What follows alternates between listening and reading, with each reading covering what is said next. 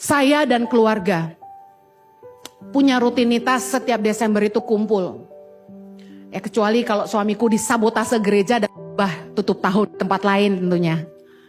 Tapi saya pribadi punya rutinitas tahunan yang kudu wajib harus mesti gak bisa enggak. Setiap tanggal 31 Desember sebelum jam 12 teng.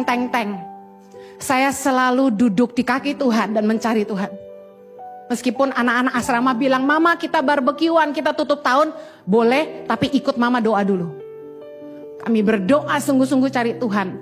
Sejak saya injakan tanah saya kaki saya di Indonesia.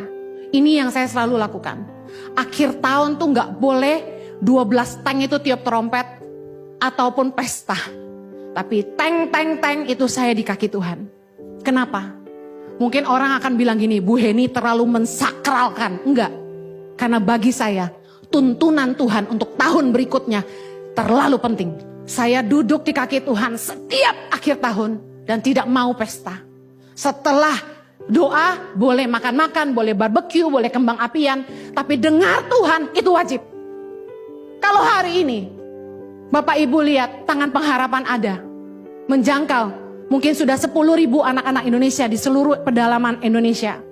Dan kami bisa punya anak-anak sekolah berasrama di Jakarta. Dan sekarang program sekolah berasrama sudah jalan 8 yang dibangun. Dan masih progres yang ke-8 di Biak. Sumba juga on progress hampir selesai. Semua itu tidak didapat dari Bim Salabim, Alda Kadabra. Kita harus ngandalin Tuhan. Dan saya minta pimpinan Tuhan. Saya selalu tanya, Tuhan, apa yang Tuhan mau saya kerjakan untuk tahun depan di tangan pengharapan? Tuhan mau kami kerjakan apa? Tuhan mau bawa kami kemana? Saya pernah cerita di khotbah saya yang lain, bahwa Tuhan taruh di hati saya untuk berhenti khotbah keliling. Mulai dedikasi waktu saya untuk YouTube. Yang notabene saya tidak dikenal sama sekali. Pendeta kecil. Tapi Tuhan ketika melihat ketaatan, dan kalau Tuhan yang suruh, Tuhan sertai.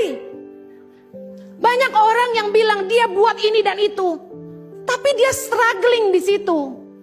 Maaf, maksa buka restoran, tapi sepi.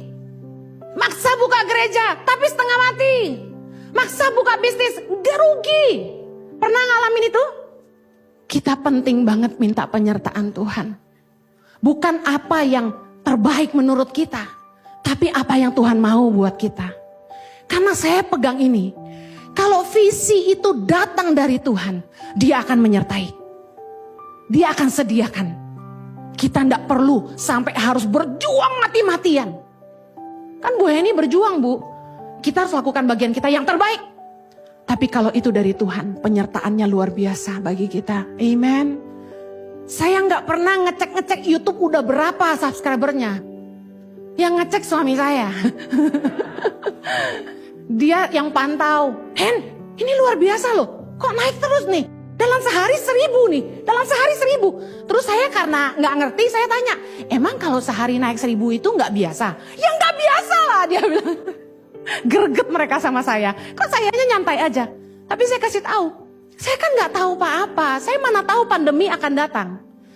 Tapi Oktober 2019 saya bulatkan tekad saya untuk bilang sama suami saya yang terganteng sedunia ini.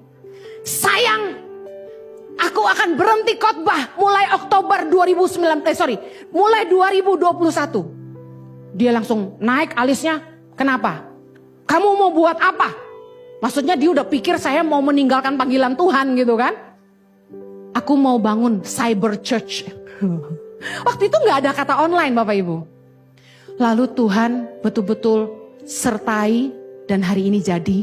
Dan dari online pindah ke sini. Kemuliaan bagi Tuhan. Haleluya. Kalau penyertaan Tuhan sangat penting. Saya yakin kita akan mengedepankan hadirat Tuhan di ibadah kita. Mengedepankan kehadiran Tuhan dalam rumah tangga kita. Dan petunjuk pimpinan Tuhan buat masa depan kita menjadi yang sesuatu yang